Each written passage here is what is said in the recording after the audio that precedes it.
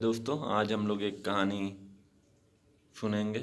ईमानदार वीर बालक की कहानी। तो रमेश एक बहुत ही प्यारा बालक था। वह कक्षा दूसरी में पढ़ता था और रमेश विद्यालय में स्वतंत्रता दिवस के राष्ट्रीय त्यौहार मनाया जाने वाला था। रमेश बहुत उत्साहित था। इस कार्यक्रम में भाग लेने के लिए रमेश को उसकी कक्षा अध्यापिका ने स्वतंत्रता दिवस की परेड में भाग लेने के लिए बोला था। उसके खुशी का कोई ठिकाना नहीं था। वह खुशी खुशी इस कार्यक्रम में शामिल होने के लिए तैयारी करने लगा। स्वतंत्रता दिवस की होने वाली परेड में सभी साथियों के साथ पूर्व अभ्यास निरंतर करता रहा और अत्यंत उत्साह से भरा हुआ था। परेड वाले दिन जब वह स्कूल के लिए तैयार होने लगा तो रमेश ने अपने दादाजी को खोजा।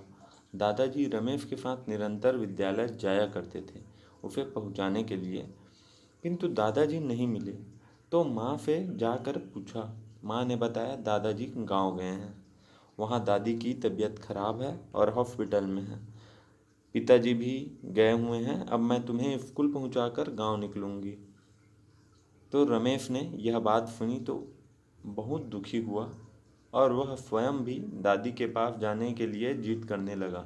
इस पर उसकी माँ रमेश को अपने साथ लेकर गांव चली गई।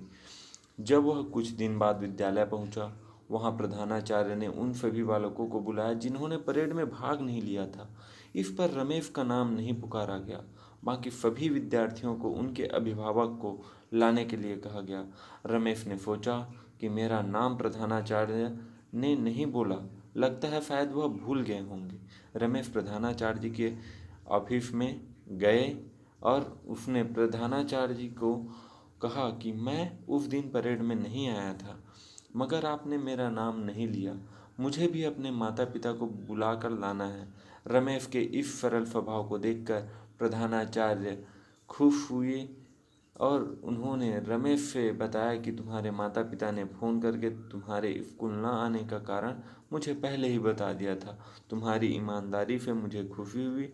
तुम अच्छे से पढ़ाई करो और अगली बार परेड में निश्चित रूप से भाग लेना।